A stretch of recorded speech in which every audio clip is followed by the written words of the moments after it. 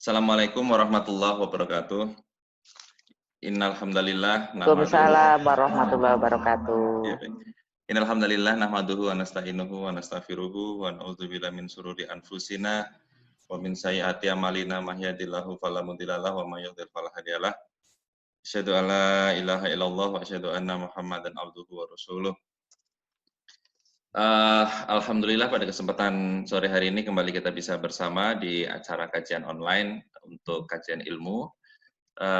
Syukur kepada Allah Subhanahu wa taala bahwa hari ini kita masih diberikan kesempatan untuk bersama-sama di dalam jamaah ini. Insya Allah demikian pula kita nanti akan disatukan di dalam surganya Allah Subhanahu wa taala.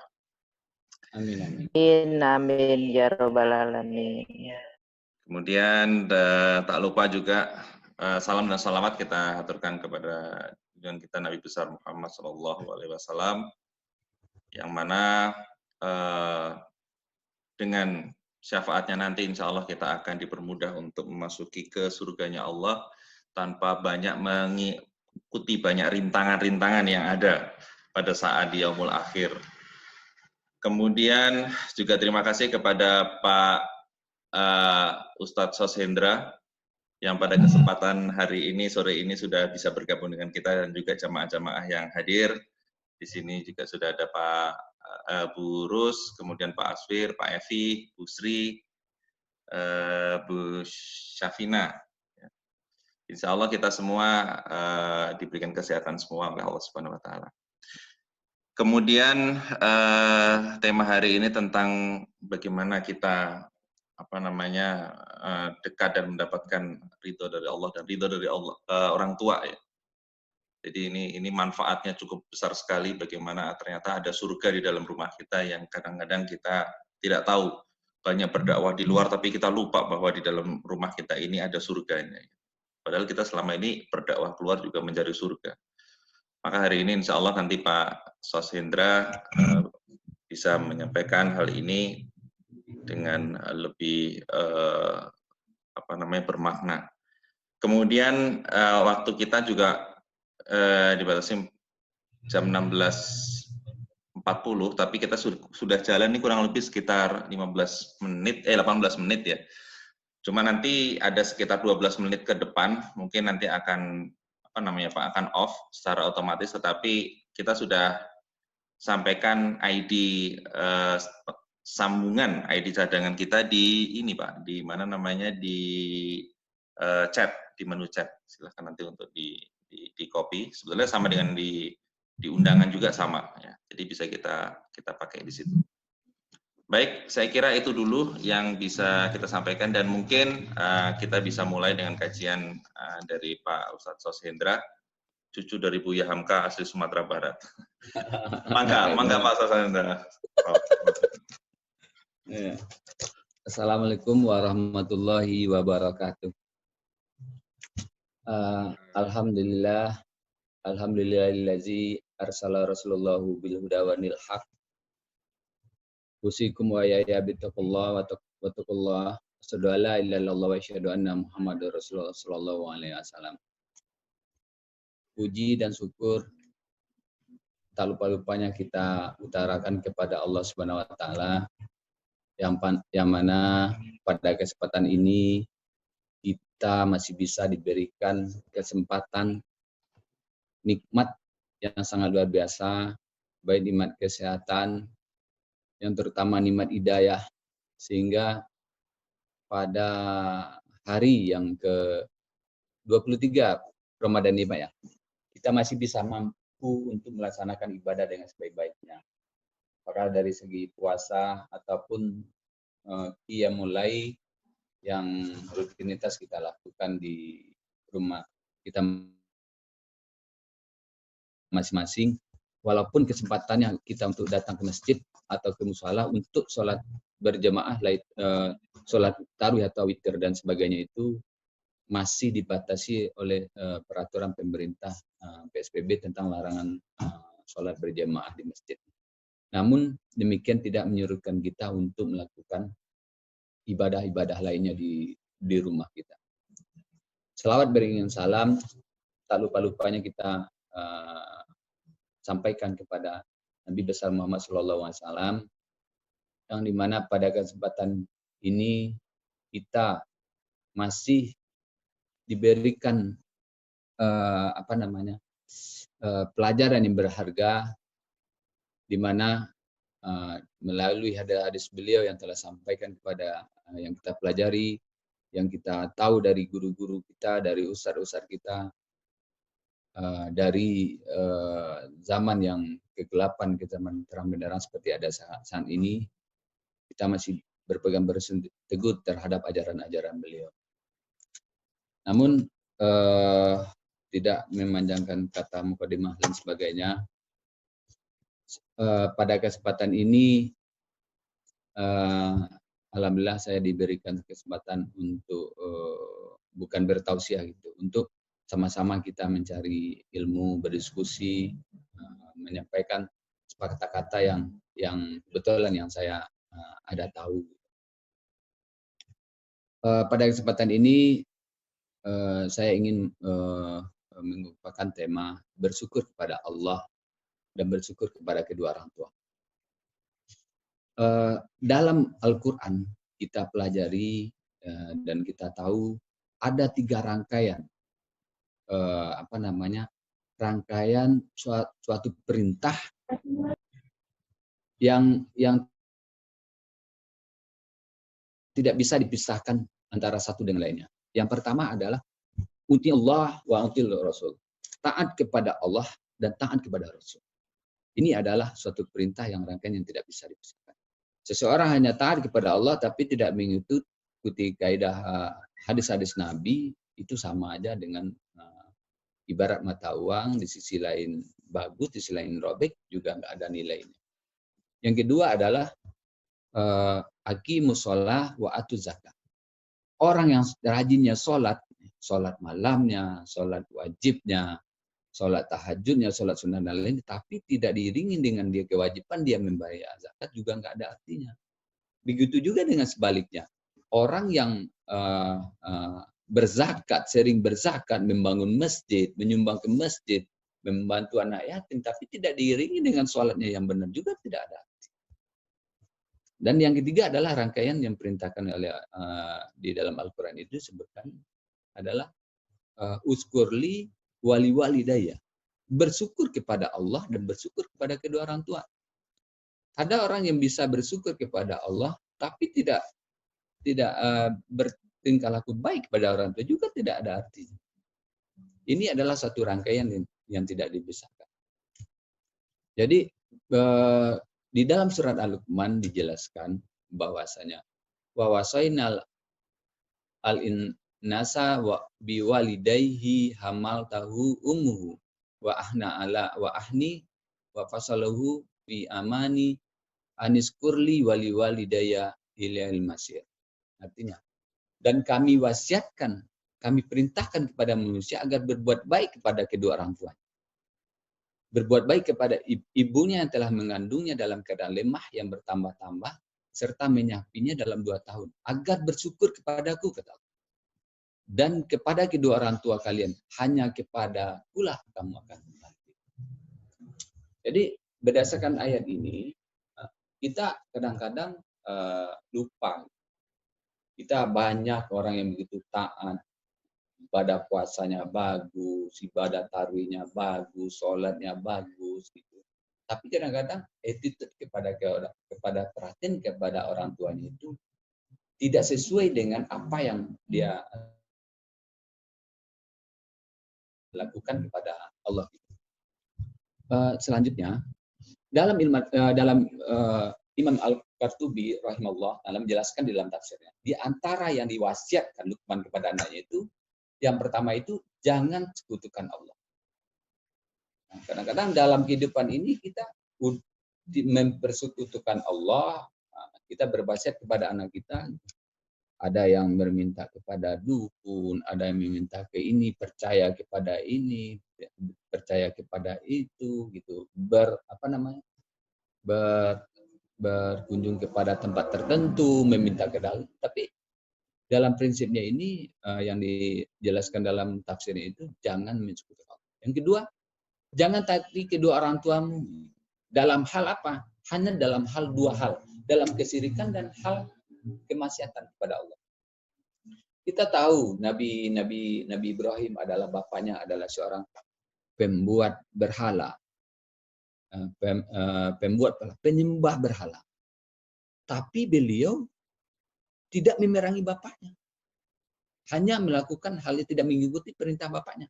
Tapi apakah beliau bertindak kasar kepada orang tuanya? Tidak. Padahal dalam segi itu dia adalah bapaknya gitu. Tapi kalau dalam urusan akidah ini nggak bisa dicampurkan. Tapi dalam permintaan tidak sesuai, ya dia tidak mengikuti bapaknya. Bahkan Allah menerangkan di dalam Al-Quran bahwasanya kamu harus berbuat semestinya sebagai orang tua bagaimana, tapi tidak melakukan, ya udah kamu keluar dari negeri. Bukan memerangi bapaknya. Zaman sekarang ini, ketika kita melihat ada kita sebagai seorang anak gitu kan, ketika orang tua kita tidak sesuai dalam prinsip di dua hal yang itu, ya kita tidak wajib mengikuti. Tapi di luar yang lain ya kita harus mengikuti, mentaati dan hal sebagainya. Itu yang penting. Maksudnya perintah Allah di dalam di wasiat Luqman ini memberikan pelajaran tersendiri bahwasanya taatnya seorang anak kepada orang tuanya itu merupakan bagian dari ketaatan kita kepada Allah. Kita taat kepada Allah tapi harus diiringi dengan taat kepada kedua orang tua. Percuma kita melakukan ibadah-ibadah ini tapi tidak melakukan taat kepada Allah. Tapi kalau kita lihat nih, ibu-ibu, bapak-bapak, dalam fenomena ini kita lihat di YouTube, di Facebook, ya kadang-kadang orang lebih banyak taat kepada istrinya daripada pada istrinya pada orang tua. Kita mungkin di ketika ini kita tahulah, kita sama-sama bisa menikmati hidup rumah kita miliaran harganya kalau di ketika ini. Tapi sanggup nggak kita memberikan satu hal yang sama kepada orang tua kita? Kita harus tanya, seberapa besar kita berikan pengorbanan kepada orang tua kita dibandingkan kalau istri dan anak itu adalah kewajiban kita, ada tanggung jawab kita. Tapi kalau misalnya ke orang tua kita itu lebih dari hal segalanya ya. Tapi pada zaman ini banyak yang kebalik. Banyak yang kebalik. Kita boleh lihat fenomena sekarang. Lebih banyak taatnya, tidak ada banyak yang beralih gitu. Surga terletak pada kaki ibu. Tapi banyak yang beralih kepada surga terletak pada kaki istri. Banyak dialihkan. Kenapa fenomena ini terjadi? Padahal keberkahan kita dalam hidup berumah tangga, dalam kehidupan ini, apakah dalam karir kita, dalam usaha, itu terletak pada ketaatan kita kepada Allah dan taat kita kepada Allah. Enggak ada lagi rumusnya, cuma ada itu doang. Udah enggak ada lagi. Ini udah digariskan di dalam Al-Quran. Dalam surah Al-Baqarah dalam 83 dijelaskan bahwasanya wa iza aqasna misyaqa wa bani Israil la ta'buduna illallahi wa bil walidayni ihsan. Apa kata Allah? Allah di dalam surat Al-Baqarah ini bersumpah menyatakan bahwasanya ketika kami mengambil perjanjian dengan Bani Israel, ini dengan Bani Israel, dengan orang non-muslim, dengan orang yang dengan itu, beribadahlah kepadaku, kata Allah, dan berbuat baik kepada kedua orang tua. Ada dua dong. Kalau kita lihat, ya kita pergi ke mall, jujur nih, kita kadang-kadang lebih banyak berbuat baik kepada rekan kerja kita, rekan bisnis kita, dan lain sebagainya. Tapi pernah nggak kita ajak orang tua kita, Ma, Bu, ayo kita makan di restoran mana yang paling mewah di Jakarta? Pernahkah kita? Tapi kalau kita jujur, coba lihat orang Cina gitu, orang non Muslim, dia lebih perspektif kepada orang tuanya. Dia bawa kursi roda, ikut makan di restoran yang mana, beli ini, beli itu untuk orang tuanya. Tapi yang dilakukan di dalam Al-Quran surat Al-Baqarah 83 itu kebanyakan dari orang non Muslim. Dari kalau penelitian dari 500 CEO di seluruh dunia itu rata-rata mereka itu pasti taat kepada orang tua. Sebelum mereka mengambil keputusan, mereka terlebih dahulu berdiskusi dengan orang tua mereka. Bapak-bapak dan ibu-ibu yang saya hormati, di lain sisi di surat An-Nisa ayat 36 juga dijelaskan Wa a'budullaha wa la tusyriku bihi syai'an wa bil walidayyi ihsan. Ini jelasin lagi. Apa katanya? Dan ibadahilah aku, sembahlah aku, kata Allah. Jangan kalian sekutukan ia dengan sesuatu apapun. Tadi enggak dijelaskan jangan disekutukan. Dan berbuat baiklah kepada kedua orang tua. Ada lagi di surat An-Nisa. Jadi kalau kita lihat di dalam Al-Quran ini sering berulang kali mengatakan ada dua hal ini, mengingatkan kita memberitahu kita bahwasanya ini nggak bisa dipisahkan di antara satu sama lain. Sebab itu di sisi lain di ayat surat An-Nam ayat 51. Kul ta'alau atslu ma harama rabbukum alaikum ala tusrikullah syai'an wa bil walidayyi ihsan. Ini ada lagi. Katakan, katanya. Katakanlah, ini dalam bahasa Arabnya kul ini istilahnya tegurnya itu sangat keras. Kalau kul. Kalau dari segi bahasa Arab kul itu katakanlah itu sangat keras. Kita ngomongnya istilahnya dalam bahasa Arab ini katakanlah itu kul ini itu memaksa. Hab kamu harus berikan. Kamu tegas, ini sangat tegas. Kata kul ini sangat tegas. Kul Allahu ahad, kul a'udzu birabbil falaq, kul a'udzu birabbin nas, itu sangat tegas. Marilah aku bacakan apa yang Allah haramkan. Jadi haramkan di atas kalian itu cuma dua. Jangan kalian menyekutukannya dengan sesuatu apapun dan berbuat baik kepada kedua orang tua. Ini yang diharamkan Allah. Dijelaskan dalam surat An-Nam 151. Jangan yang diharamkan Allah itu. Ini berkali-kali di surat yang lain, di surat Al-Isra. Wa qada rabbuka alla ta'budu illa iyyahu wa bil walidayyi ihsan. Ini jelas lagi. Hal ini Rabbmu, Tuhan kita telah memerintahkan, telah menyuruh, agar kita jangan beribadah kecuali kepada. Jadi dalam kondisi apapun kita ya harus memintanya betul-betul kepada Allah dan berbuat baik kepada kedua orang tua. Hal inilah membuktikan bahwa berbuat berbakti kepada orang tua merupakan perkara yang pertama dan terpenting dalam urusan hablul minan nas dengan hablul minallah. Jadi ketika baik hubungan kita dengan Allah, harus baik dulu dengan hablul minan nas. Dengan siapa? Terlebih dulu yang terdekat itu adalah orang tua kita, baru istri, anak, saudara-saudara kita. Kadang-kadang kita dalam fenomena ini kita biarkan ini terjadi. Banyak yang tersingkirkan. Kadang-kadang orang tua kita sudah tua, kadang-kadang orang tua kita sudah pikun, sudah seperti ini, tapi banyak yang mengindahkan hal ini. Ini padahal adalah pintu surga yang paling terdekat bagi kita untuk meraih. Kata Nabi di lain kesempatan, itu pintu kamu rawat, ya kamu tidak rawat, kamu rusak atau kamu pelihara, itu adalah kunci pintu surga yang paling terdekat. Apakah itu surga di dunia ini ataupun surga di akhirat?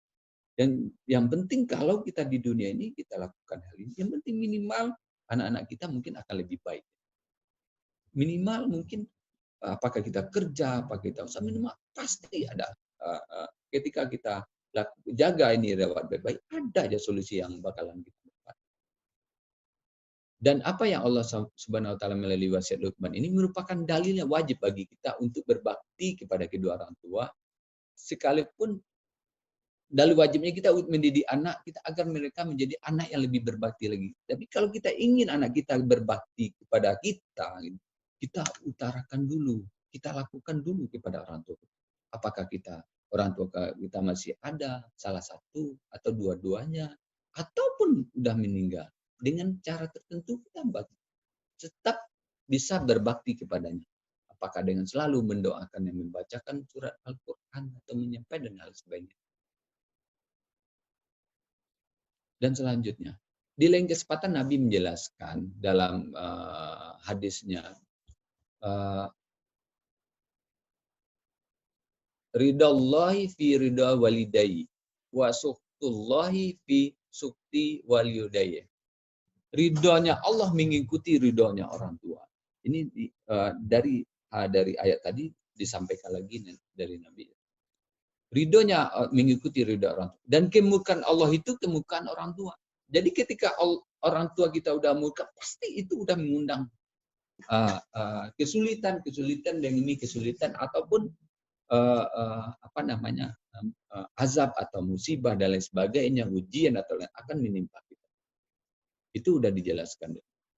Dari Abu Hurairah juga pada satu kesempatan Nabi berkata, celaka orang, celaka dan celaka. Beliau ditanya oleh para sahabat, siapa yang celaka ya Rasulullah? Beliau menjawab, dia siapa yang memiliki kedua orang tuanya atau salah satunya yang sudah lanjut usia namun dia tidak masuk surga. Kenapa? Dia sia-siakan pintu surga yang ada di depan matanya yang paling terdekat di sisi. Ini yang sangat banyak kita lihat fenomena saat ini. Lebih dari itu, berbakti kepada orang tua dapat menjadi sebab datangnya pertolongan Allah atau datangnya azab Allah. Kita yang mau yang mana, pilihannya ada di hadapan kita. Pernahkah kita terbayang dalam hidup kita, ketika kita dalam kesulitan, siapa yang harus kita cari dulu?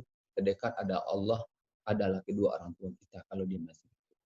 Kalau enggak kita berdoakan dia, kita ini. Tapi habis itu baru istri, anak-anak. Jadi dalam fenomena-fenomena apapun, kalau kita lihat, saya sering berhubungan dengan orang Cina atau orang Nasrani, dia dengan hokinya, dengan berbagi dengan orang tuanya, sangat-sangat luar biasa. Saya melihat dengan mata kepala saya, dari si A, dari si B, karena dia tahu ketika ini orang tuanya dulu, wah dia sangat-sangat luar biasa, dan sangat eksis. Dan itu pun, kalau kita lihat dari survei-survei yang saya omongin itu, pasti orang yang bisa menguasai si CEO, pengusaha, orang yang punya keahlian dan tertentu, pasti didasari dari dia dengan bagaimana dia dengan orang tuanya. Ya, Pak, silakan, Pak. Jadi kita seseorang sangat membutuhkan sekali bantuan dan pertolongan seseorang itu. Yang terdekat itu adalah ada orang tua. Kalau kita lihat di salah satu Ashabul Ghori, pemuda yang terkurung di dalam gua, disebabkan oleh amalnya berupa takzimnya kepada orang tua, dia selalu berdoa, ya Allah, dia terkurung di dalam gua yang nggak mungkin dia bisa keluar dari itu. Tapi karena dia bermutazim kepada Allah, berminta kepada Allah, karena dia beranggapan karena dia ada orang tuanya yang harus dia selamatkan dari musibah itu. Jadi, Pak Ibnu, udah ya Pak Ibnu? Udah, sudah Pak, silakan. Ya. Jadi, di antara bentuk berbaik atau berbakti kepada orang tua itu adalah yang pertama itu kita lihat di antaranya itu berkata dengan lemah lembut. Kita dengan sohib kita, dengan rekan bisnis, dengan atasan kita sangat lembut sekali. Dengan istri kita mungkin lebih lembut lagi, lebih mesra lagi. Tapi kita juga harus melihat dan melakukan dan mengintonasikan yang lebih lembut lagi kepada orang tua kita. Kalau kita udah terbiasa dengan hal itu, kita tentu akan menimbulkan satu komunikatif yang akan lebih bagus lagi. Karena kita udah dari awal di rumah ini, di rumah tangga atau kepada orang tua itu, kita udah terbiasa melakukan hal itu. Tentu ketika kita berhadapan dengan orang lain, tentu kita komunikatifnya akan lebih bagus lagi. Intonasinya, mungkin tutur katanya, itu akan mencerminkan dari akhlak seseorang. Dan orang akan melihat psikologi kita ketika kita lihat itu, wah ini anaknya benar-benar bisa dipercaya dan bisa diberi tanggung jawab itu tergantung dari mereka mengucapnya. Bagaimana ini bisa terlatih? Ya harus melakukan terlebih dahulu dengan habdul minan nas yang paling dekat adalah kepada kedua. Kalau kedua orang tuanya udah baik, otomatis semuanya akan ikut. Dengan ngomong kepada istrinya, dengan kepada ngajar ya anak-anaknya. Yang kedua adalah diantaranya senantiasa mematuhi di dalam perkara yang bukan. Itu yang kita utarakan tadi. Nabi Ibrahim sudah mencoba. bapaknya seorang pembuat berhala, bapaknya penyembah berhala, tapi dia nggak ikut. Dia perangi nggak orang tuanya? Tidak. Dia maki-maki nggak bapaknya? Enggak. Dia ini nggak bapaknya? Bukan. Dia musuhi nggak? Enggak. Dia berkata kasar nggak? Tidak. Dia sampaikan yang mana yang diberi. Kalau dia tidak memahami itu, dia terlepas kewajibannya untuk menyampaikan nama hal tidak. Tapi kewajiban untuk menari nafkahinya itu wajib, mereka tidak bisa dipisahkan. Kadang-kadang orang ada yang bermusuhan dengan orang tuanya, tidak sependapat. Apalagi mungkin pendapatnya dia, pendapat istrinya tidak sesuai. Kadang-kadang banyak yang untuk membela istri. Padahal ataupun sebaliknya dengan suami, mungkin suaminya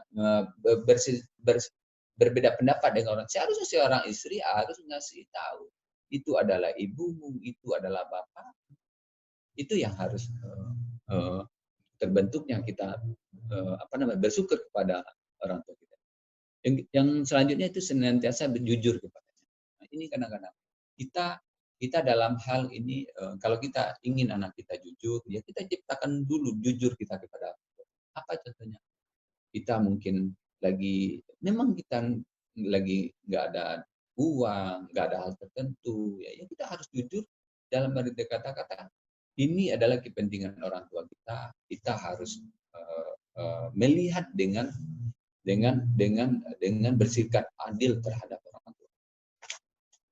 Bagaimana kalau mereka sudah meninggal, ya kita jujur melihara ketaatan kita kepada Allah, kita selalu mendoakan.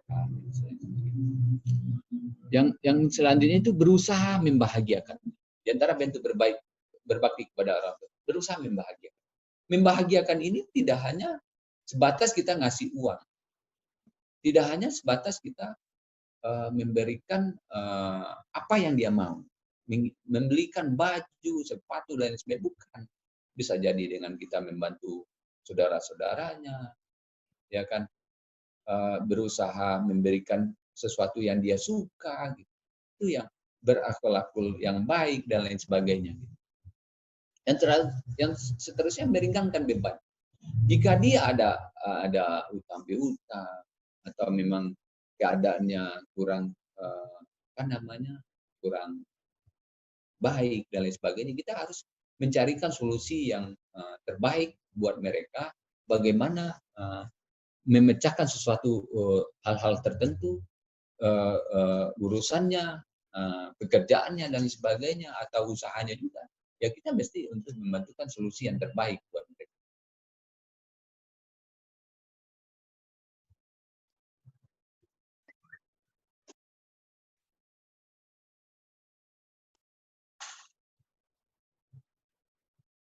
Halo? Ya, silakan udah. Nah, yang selanjutnya adalah melayani mengutamakan di atas mereka. Ini yang kalau kita dalam bekerja sibuk, dalam usaha sibuk, mengantar anak istri kita, mengurus usaha, atau kita kerja di luar. Tapi ketika dia ada sesuatu hal yang penting, tentu kita harus lebih mengutamakan apa yang mereka harus butuhkan. Selanjutnya itu pandai berterima kasih dan merasa cukup atas pemberian mereka. Apa mungkin sebagian orang tua kita ada yang mampu, ada yang enggak mampu, tapi apa yang mereka kasih itu, apa yang dia kirim ke kita itu ya harus kita pandai-pandai berterima kasih. Jangan kita hanya pandai berterima kasih kepada bos kita, atasan kita, kepada rekan bisnis kita, kepada teman kita, kepada istri kita, kepada mertua kita, tapi kepada orang yang terdekat ini yang harus kita lebih pandai-pandai berterima kasih. Selanjutnya senantiasa kita mendoakan. Kita setiap waktu tidak lupa-lupanya untuk berdoa. Rabbi habli, ya Allah, berikan rahmatan wali walidayya warhamhuma kama rabbayani. Berikan rahmat kepada Allah. Kalau udah rahmat, kita memintakan rahmat kepada Allah untuk diberikan kepada kedua orang kita. Itu harus sering kita lakukan untuk memberikan doa, membacakan surat Al-Fatihah, membacakan Yasin, apa-apa. Mereka masih hidup atau enggak. Itu yang senantiasa harus setiap hari rutinitas yang mesti kita lakukan sebagaimana rutinitas kita dalam beraktivitas lain dan sebagainya. Yang selanjutnya adalah menjaga silaturahmi dengan teman atau kerabat orang tua sepeninggal mereka. Jadi ketika kita harus tahu orang tua kita itu temannya siapa, sahabatnya siapa, pemilihnya siapa, di mana tinggalnya. Kita harus tahu. Apakah kita bisa komunikatif dengan mereka lewat telepon atau mengunjungi mereka. Kita harus berpanjang itu. Karena bisa jadi semasa hidupnya yang kita nggak tahu, mungkin dia ada berbuat kurang mengenakan, kelakuannya, tutur katanya. Kita harus tahu. Atau misalnya orang tua kita pernah berjasa kepada orang lain, atau dia pernah berutang budi ke orang lain. Kita harus tahu. Kita harus tahu itu. Pada zaman Umar bin Khattab, Khalifah Umar bin Khattab di Madinah, dalam satu perjalanan, Umar bin Khattab berhenti bersama rombongannya. Dan dia menegur, "Hai fulan, dari mana?" Dia jalan kaki. Umar bin Khattab ini naik unta. Dikasihlah untanya. Udah dikasih unta, dikasih lagi perbekalan kepada si fulan ini.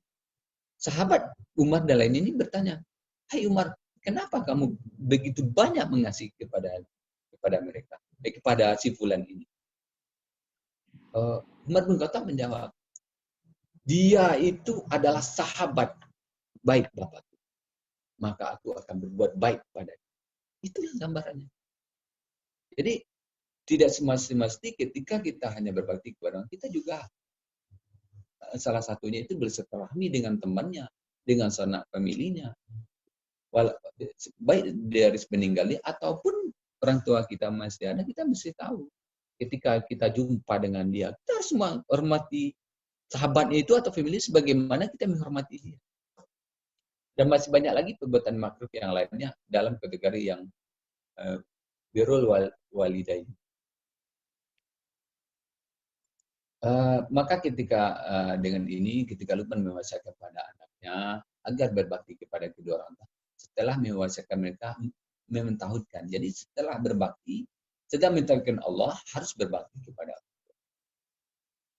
Dalam perkara ini, ya senantiasa Allah setelah perintah mentauhidkan, ini artinya bahwa dosa terbesar yang dilakukan di antara sesama manusia ini adalah durhaka kepada kedua orang. Jadi kalau misalnya dosa yang dilakukan antara manusia dengan manusia itu adalah yang paling besar itu anak durhaka kepada kedua. Dan sebaliknya, dosa besar yang dilakukan manusia terhadap Allah adalah menyekutukan, berbuat syirik kepada Allah. Sampai-sampai Allah menyegerakan azabnya. Kalau kita lihat berapa kisah di dalam orang-orang soleh terhadap orang tua. Zaman Nabi Isa ada Jurais, bagus ibadahnya, bagus akhlaknya, pintar akhlaknya yang sangat taat beribadah. Tapi ketika dia dipanggil oleh ibunya, dia dalam Jurais dalam melakukan sholat sunnah. Ketika itu Jurais panggil, "Jurais, di mana kamu?" "Jurais." Diam juga. Dia bingung. Dia ini dalam sholat sunnah atau mendengarkan. Dia masih bimbang. "Jurais." Sampai 3 kali. Sehingga panggilan ibunya, sehingga ibunya membuat ibunya kecewa. Sehingga ibu ini mendoakan kejelekan bagi Jurais. "Ya Allah, jangan mati Jurais sebelum ketemu orang jahat." Ya, kalau ibu, orang tua sudah bersumpah, apalagi ibu.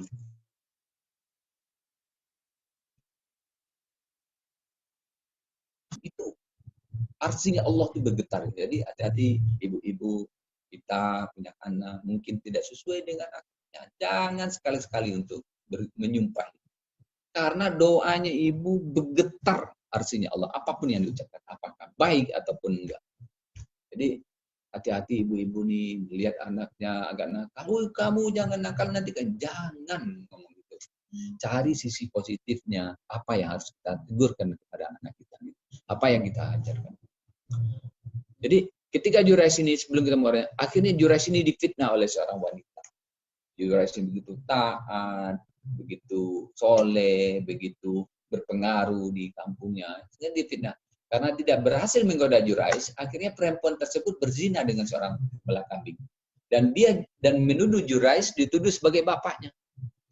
Akhirnya apa? Jurais dicaci maki sama orang, bisa diusir dari kampungnya dan dilempar apa semua. Akhirnya Jurais meminta kepada masyarakat itu tunggu sampai bayinya lahir. Nanti setelah bayinya lahir, singkat cerita, dipencetlah pusat oleh Jurais atas izin Allah bayi itu tersebut bahwa bapaknya adalah pengelak kambing, bukan Jurais. Akhirnya Jurais terbebas dari fitnah. Artinya apa? Ini Jurais dicoba oleh Allah kenapa dia dicoba? Karena dia mengecewakan kepada orang tua. Ini dalam hal yang sangat taat. Jangan kita menganggap di hal luar lain. Di luar lain yang nggak mungkin lebih dari parah dari ini. Apalagi ini aja dalam keadaan beribadah masih dikasih cobaan Allah. Kalau orang ibunya itu berdoa terhadap hal yang tidak kebaikan, pasti dikabul oleh Allah. Di zaman Rasulullah SAW ada Alqamah, orang yang taat juga, di mana Nabi jadi imam, Alqamah ada di belakang. Di mana Nabi melakukan ceramah agama atau bimbingan dan lain sebagainya. Alqamah selalu ada di jemaah tersebut. Saat sakaratul maut dia tidak bisa mengucapkan kalimat syahadat. Bilal bin Rabah sudah mengiringi untuk mengucapkan syahadat, tapi dengan kata lain dia tetap tidak, Alqamah ini tidak bisa mengucapkan kalimat syahadat. Bilal bin Rabah ini jadi bingung dan lapar. Kenapa? Seorang Alqamah yang rajin ibadahnya, yang rajin puasanya, yang rajin sholatnya, yang rajin tata katanya, tapi kenapa dia tidak mengucapkan kalimat syahadat? Dia bingung dan ragu. Akhirnya dia bertanya kepada Nabi. Akhirnya Nabi langsung mendatangi Alqamah yang sedang sakit ini. Nabi pun heran. Kenapa? Nggak bisa. Nabi bermohon kepada Allah, nggak bisa juga. Nabi berpikir, berambil kesimpulan. Mungkin dia ada sesuatu pada orang tuanya. Cari bapaknya. Dicarilah bapak. Ternyata bapaknya udah meninggal. Cari ibunya. Ketemulah ibunya. Dalam cinta cerita ibunya. Kenapa? Ibu tolong maafin Alqamah. Biar dia bisa mengatakan kalimat syahadat. Biar dia husnul khotimah. Tapi ibunya berkekeh. Dia tidak akan tetap memaafkan Alqamah. Karena apa? Dia yang sudah berususah payah mendidik, mengasuhnya, membesarkannya. Tapi ketika dia sudah beristri, dia lupa dengan kewajiban. Ketika saya datang ke rumahnya, saya tersinggung. Kenapa? Kata dia, karena ibunya datang supaya jangan habis makan ini, jangan dikasih gitu. Ibunya dengar itu. Ibunya sangat sedih sangat. Sehingga dia berwanti-wanti nggak akan memaafkan Alqamah. Akhirnya Alqamah ini ketika ibunya tetap bersekekeh tidak mau memaafkan Alqamah ini, akhirnya Nabi berkesimpulan, ya udah siapkan kayu bakar biar Alqamah ini dibakar hidup-hidup. Karena dibakar di dunia ini jauh lebih ringan bila dibandingkan dibakar di api. Akhirnya udah berpikir, akhirnya seakan Alqamah ini mau dilemparkan ke api. Nabi, kemudian dia berteriak bahwasanya dia mau memaafkan. Dia menangis berterustu memaafkan anaknya Alqamah. Akhirnya dengan bimbingan Nabi, Alqamah bisa mengucapkan kalimat syahadat. Kalau kita lihat lagi, ada misalnya Uwais bin Qarni adalah seorang yang taat beribadah, taat kepada kedua orang tuanya, dan orang tuanya ini buta, dia tidak bisa beli, dia rela untuk mengasuh, memelihara orang tuanya, mengasih makan dan lain sebagainya, taat, begitu taatnya, rela tidak bermusabah kepada Nabi. Artinya sahabat yang tidak mau ketemu, dia hidup di zaman Nabi tapi tidak bertemu. Kenapa? Kalau dia bertemu dengan Nabi, orang tuanya bisa tidak ada yang menjaganya. Itulah ungkapan dari pentingnya kita lakukan berbakti. Ketika kita bersyukur kepada Allah, harus kita landasi dengan bersyukur kepada kedua orang tua kita. Mudah-mudahan bapak-bapak dan ibu-ibu ketika semuanya pada kesempatan ini, mungkin hanya itu yang bisa saya sampaikan. Kalau ada kata-kata yang kurang pas, kurang tepat, saya mohon maaf yang sebesar-besarnya. Bukan maksud saya untuk menggurui atau hal segala macamnya. Kita hanya dalam hal konteks yang bisa kita berbagi informasi dalam hal ini. Mungkin hanya itu yang bisa saya sampaikan pada kesempatan ini. Alhamdulillah. Assalamualaikum warahmatullahi wabarakatuh. Waalaikumsalam warahmatullahi wabarakatuh. Masya Allah, jazakallah khairan kasiran. Pak Ustadz Sos Hendra, Masya Allah, luar biasa. Penyampaiannya ini benar-benar, ini mungkin nanti rekamannya mungkin bisa didapatkan di toko-toko buku terdekat. Enggak lah. Ya, ini tadi, gimana Pak? Persis Buya Hamka. Masya Allah, iya, betul. Saya kira tadi salah room ini, bener seriusnya, aduh Masya Allah. Iya. Iya, alhamdulillah. Jadi ada ikondang sudah. Iya benar Bu. Ini kan dengan begini mutiara-mutiara terpendam itu muncul Bu ya, Masya Iya, baru tahu ya. Masya Allah, luar biasa ini. Ini hikmah corona nih Pak, gitu Pak. Iya. Hikmah corona itu. Hikmah corona ini, kalau enggak ya itu tadi Pak, yang kelihatan semua kan kapabilitas. Baik kapabilitas ngimamin sholat tarawih sampai kapabilitas ceramah ini kelihatan Pak. Baik, Masya Allah, alhamdulillah tadi sudah disampaikan oleh Pak Sos Hendra mengenai masalah orang tua, dan yang paling terkenal di dalam Quran adalah di dalam surat Luqman ya Pak ya. Baik, walaupun di Al-Baqarah, di An-Nisa itu ada, tetapi Luqman itu juga menjadi tokoh yang sangat dikenal, bahkan namanya itu dimasukkan ke dalam nama surat di dalam Quran. Memang banyak yang bertanya, sebenarnya Luqman itu seorang nabi atau bukan gitu, kok sampai namanya diabadikan di dalam sebuah surat dalam Quran gitu kan. Itu beberapa ulama mengatakan bahwa Luqman itu sebetulnya adalah bukan seorang nabi. Beliau hidup di zamannya Nabi, ada yang mengatakan di zamannya Nabi Daud alaihissalam, orang Habsyi, orang Habasyah, berarti dia orang Afrika ya, kalau enggak di Habsyi di Sudan gitu. Pokoknya beliau dari daratan Afrika gitu. Ya. Nah, Ibnu Abbas sendiri mengatakan bahwa Luqman ini sebetulnya seorang pengembala, dan menariknya ternyata ketika beliau, mungkin sudah ada bapak dan ibu-ibu yang mendengar kisah ini, ketika beliau diminta oleh majikannya untuk mengambilkan 2 bagian tubuh dari hewan yang paling baik, maka beliau mengambil lidah dan hati. Kemudian besoknya majikannya kembali meminta untuk diambilkan 2 bagian dari tubuh hewan itu yang paling buruk, dan beliau pun mengambilkan lidah dan hati. Ketika ditanya kenapa kok diambilnya lidah dan hati, baik yang untuk yang buruk maupun yang jelek, ternyata Luqman berkata bahwa sesuatu kebaikan dan keburukan itu bersumber dari 2 hal ini, lidah dan hati. Jadi beliau itu memang cukup ini ya, dalam track recordnya itu dalam memberikan nasihat itu sangat mengena, sedikit tapi mengena. Makanya dalam surat Luqman itu nasihatnya tuh kalau nggak salah hanya di 2 ayat. Tetapi luar biasa. Allah mengabadikan nama beliau itu menjadi seorang yang dimasukkan ke dalam nama surat. Ini tadi sudah disampaikan juga oleh Pak Ustadz Sos Hendra, dan alhamdulillah terima kasih sudah tepat pukul 16.59, 1 menit lagi. Apa Pak Sos Hendra mau menutup dengan doa atau kita tutup dengan kafaratul majelis, Pak Sos? Oke. Enggak. Sudah. A'udzubillahi minasyaitonirrajim. Alhamdulillahirabbil alamin, hamdan syakirin, hamdan naimin, hamdan yu'afi ni'amahu wa yukafi mazidah. Ya Rabbana lakal hamdu wa lakal syukru. Kama yanbaghi li jalali wajhika wa azimi sultanika. Asyhadu an la ilaha illallah wa asyhadu anna Muhammadar Rasulullah sallallahu alaihi wasallam. Allahumma shalli ala sayyidina Muhammad wa ala ali sayyidina Muhammad.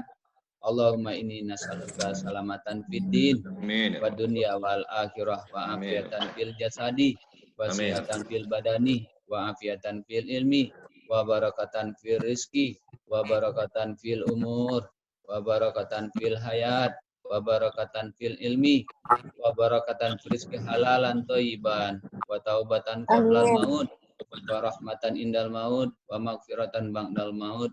Allahumma hawwin alaina fi sakaratil maut, wa najata minan nar, wa afa indal hisab. Allahumma inni a'udzubika minal hammi wal azani, wa a'udzubika minal ajazi wal kasali, wa a'udzubika minal jubni wal bukri, wa a'udzubika minal ghalabati daini wa qahri rijali. Rabbana taqabbal minna innaka antas samiul alim, wa tub alaina innaka antat samiur rahim. Rabbana atina min ladunka rahmatan wa hayyi lana min amrina rasada. Rabbi habi minas solihin, Rabbi habi baiti jannati, Rabbi habi rahmatan walil walidayya warhamhuma kama rabbayani shaghira. Ini yang buduni haza siratul mustaqim, inna haza lawal haqqul yakin, wasabiya bismi rabbikal azim. Rabbana atina fid dunya hasanah wa fil akhirati hasanah wa qina azabannar. Innama amruhu iza arada syai'an an ayyakula lahu kun fayakun. Subhanallahi izzati amma yasifun wa salamun alal mursalin walhamdulillah.